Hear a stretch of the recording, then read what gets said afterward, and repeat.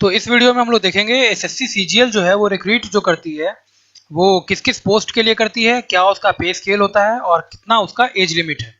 ठीक है, तो बेसिकली एसएससी सीजीएल के थ्रू लेवल 8 से लेकर के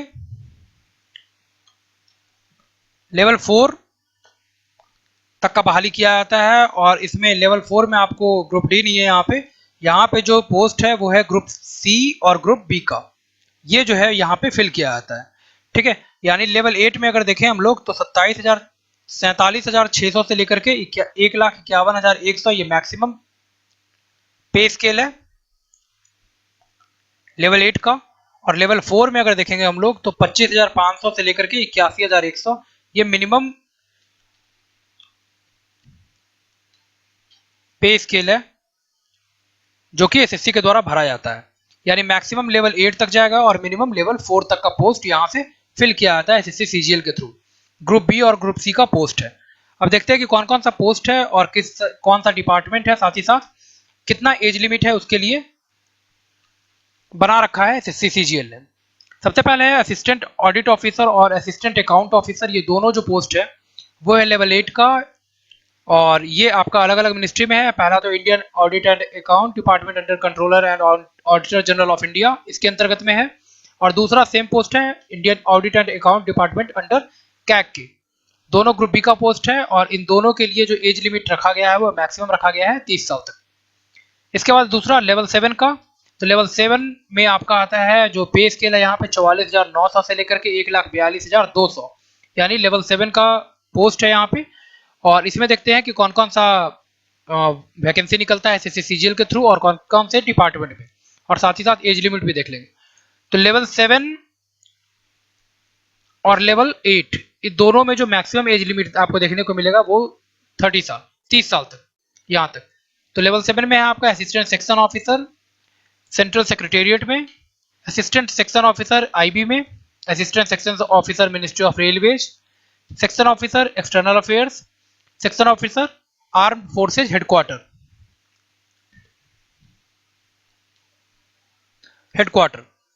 इसके बाद सेक्शन ऑफिसर ही है, असिस्टेंट सेक्शन ऑफिसर है ministry of electronics and information technology में। ये सारा का सारा है ग्रुप बी पोस्ट और एज लिमिट जो है इसमें मैक्सिमम है 30 साल। नेक्स्ट है असिस्टेंट सेक्शन ऑफिसर है अदर मिनिस्ट्रीज और डिपार्टमेंट ऑर्गेनाइजेशन, इसमें भी रिक्रूट किया जा सकता है यहाँ से। ग्रुप बी का ये पोस्ट है और इसमें भी 30 साल है मैक्सिमम एज लिमिट। इसके बाद inspector of income tax, inspector central excise यानी central board of direct taxes, इसमें रिक्रूट किया जाता है। ये जो इनकम टैक्स इंस्पेक्टर का पोस्ट है यहाँ पे ये मार्केबल है कि ये है ग्रुप सी का पोस्ट। इसके बाद इंस्पेक्टर जो सेंट्रल एक्साइज में है central board of indirect taxes and custom, ये आपका ग्रुप बी का पोस्ट है और इसमें भी एज लिमिट इन दोनों में है 30 साल तक। इसके बाद इंस्पेक्टर एग्जामिनर, ये भी ग्रुप बी का ही पोस्ट है और ये भी एज लिमिट जो इसमें मैक्सिमम है वो 30 साल तक ही है। नेक्स्ट है असिस्टेंट इन्फोर्समेंट ऑफिसर का, directorate of enforcement department of revenue से रिलेटेड है ये, और ये ग्रुप बी का पोस्ट है 30 साल मैक्सिमम। सब इंस्पेक्टर सीबीआई में ग्रुप बी 20 से 30 साल मैक्सिमम 30 साल। इंस्पेक्टर पोस्ट है डिपार्टमेंट ऑफ पोस्ट में मिनिस्ट्री ऑफ कम्युनिकेशन में, ग्रुप बी का पोस्ट है मैक्सिमम एज लिमिट 30 साल। इसके बाद लास्ट है inspector central bureau of narcotics ministry of finance में और मिनिस्ट्री ऑफ फिनांस में। ठीक है, तो ये दोनों ग्रुप बी का पोस्ट है और इसमें भी मैक्सिमम एज लिमिट जो है वो 30 साल तक। यानी जो लेवल 7 और लेवल 6 ये दोनों जो आपको लेवल 7 और लेवल 8 इन दोनों में मैक्सिमम एज लिमिट है 30 साल। अब देखते हैं लेवल 6 में कौन कौन सा पोस्ट है। तो लेवल 6 में यानी 35,400 से लेकर के बेसिक है इसका 1,12,400 तक। इसमें है आपका assistant divisional account sub inspector junior intelligence officer, junior statistical officer. तो असिस्टेंट है किसका other ministry department oblique organisation में, ग्रुप बी का पोस्ट है मैक्सिमम एज लिमिट है 30 साल। डिविजनल अकाउंटेंट का ऑफिसर अंडर कैग के, group B maximum age limit 30 साल। Sub inspector national investigation agency NIA में, ग्रुप बी का इसमें भी मैक्सिमम एज लिमिट 30 साल तक। Sub inspector junior intelligence officer narcotic control bureau ministry of home affairs में, group B का पोस्ट है नॉट एक्सीडिंग 30 ईयर्स। और junior statistical officer ministry of statistics and programme implementation ये भी ग्रुप बी का post है और इसमें जो मैक्सिमम एज लिमिट है यहाँ पे वो 32 साल तक है। ठीक है, यानी 22 नंबर जो पोस्ट है जेएसओ का, जेएसओ के लिए है कितना मैक्सिमम एज लिमिट 32 साल। एक ये पोस्ट मिला जिसमें 32 साल तक एज लिमिट है मैक्सिमम जेएसओ के लिए, ministry of statistics and programme implementation में। ठीक है, अभी तक हमने क्या देखा है, लेवल 7, लेवल 6 और लेवल 8 में मैक्सिमम एज लिमिट 30 साल तक, जेएसओ के लिए केवल 32 साल, और इनकम टैक्स इंस्पेक्टर जो है वो ग्रुप सी का पोस्ट है, ना कि ग्रुप बी का। नेक्स्ट है लेवल 5 में, तो लेवल 5 का बेसिक पे स्केल है 29,200 से लेकर के 92,300। इसमें है आपका auditor officer under comptroller and auditor general of India, group C का है ये, 18 से 27 साल। अब जो है वो एलडीसी टाइप का पोस्ट है, तो इसमें मैक्सिमम जो एज लिमिट होगा वो 27 साल तक होगा, और ये सब के सब सी क्लास के पोस्ट होंगे। ऑडिटर सीजीडीए में, ये भी ग्रुप सी का है, 18 से 27 साल। नेक्स्ट है ऑडिटर ही का है अदर मिनिस्ट्री डिपार्टमेंट में, ग्रुप सी का पोस्ट है, 18 से 27 साल। अकाउंटेंट है, अकाउंटेंट अलग अलग डिपार्टमेंट में, जैसे कैग में, कंट्रोलर जनरल ऑफ अकाउंट्स में, और accountant junior accountant other ministries oblique department में, ये सारा ग्रुप सी का पोस्ट है, और मैक्सिमम एज लिमिट यहाँ पे है 27 साल का। नेक्स्ट है लेवल 4 का पोस्ट है, इसमें ये सबसे लोएस्ट है, तो इसमें हमको देखने को मिल जाएगा postal assistant, sorting assistant department of post में, मिनिस्ट्री ऑफ कम्युनिकेशन में, senior secretariat assistant upper division clerk central government offices, ministries other than CS cadres, ये दोनों जो है वो ग्रुप सी का पोस्ट है, 27 साल age limit. Senior administrative assistant military engineering services ministry of defence में, टैक्स असिस्टेंट सीबीडीटी सीबीआईसी, इन दोनों में, ये दोनों है आपका ग्रुप सी का पोस्ट, 18 से 27 साल, मैक्सिमम एज लिमिट है यहाँ पे 27 साल। Sub inspector central bureau of narcotics ministry of finance में, ग्रुप सी का पोस्ट है, 18 से 27। और लास्ट है 35th नंबर पोस्ट जो है वो अपर डिविजनल क्लर्क का, जनरल बॉर्डर, ये border road organisation ministry of defence में, बीआरओ में, ग्रुप सी का पोस्ट है, 18 से 27 साल इसका एज लिमिट है। यानी लेवल 4 और लेवल 5 अगर हम लोग देखें, ठीक है, लेवल 4 और लेवल 5, तो ये मैक्सिमम है सी क्लास का पोस्ट, और सी क्लास में ही आपका आता है इनकम टैक्स इंस्पेक्टर आईटीआई। ठीक है, ये भी सी क्लास का पोस्ट है, लेकिन ये जो है वो लेवल 7 में आपका आता है, लेवल 7 का पोस्ट है ये, और लेकिन ये क्लास कौन सा है, सी क्लास में। इसके अलावा लेवल 8 और लेवल 7 का जो भी पोस्ट है उसके लिए मैक्सिमम एज लिमिट है 30 साल, और ये सारे के सारे पोस्ट हैं ग्रुप बी के। लेवल 4 और लेवल 5 में जो आपका एज लिमिट है वो है मैक्सिमम 27 ईयर्स का।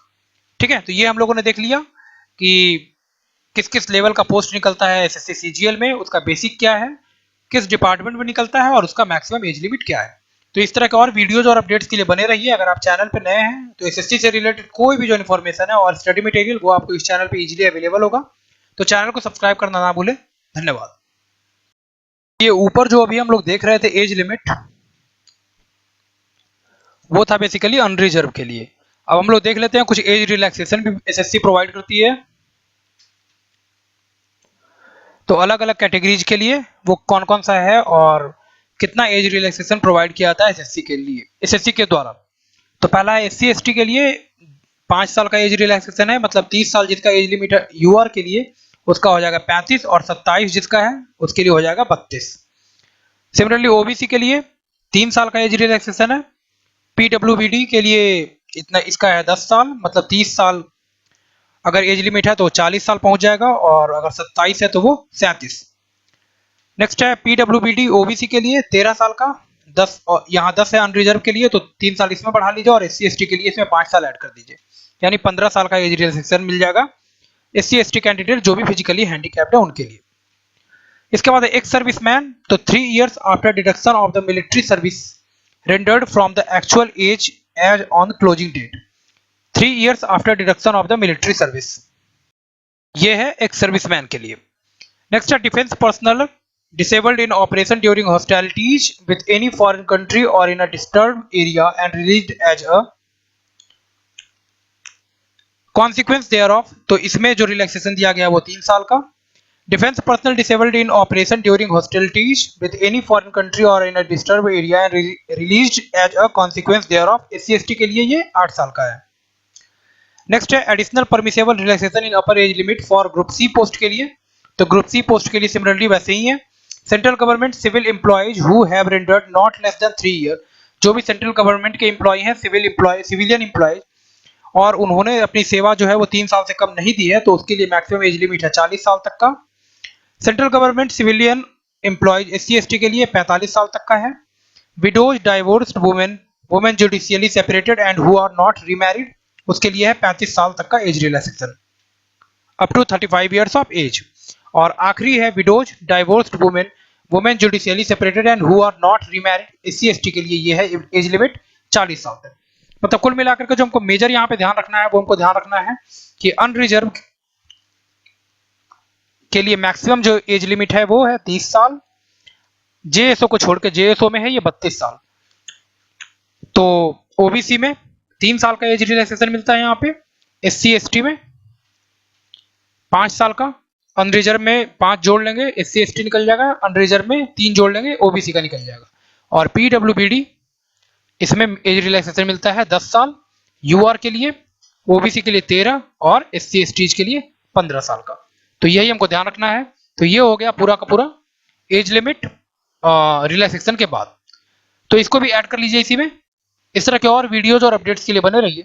धन्यवाद।